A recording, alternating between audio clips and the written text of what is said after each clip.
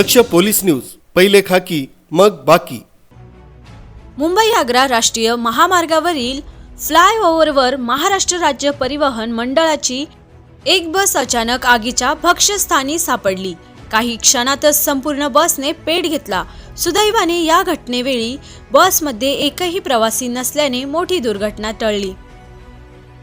बस नंदुरबार आगाराची होती। बसमध्ये तांत्रिक बिघाड झाल्याने प्रवाशांना आधी सुरक्षितरित्या उतरवण्यात आले होते।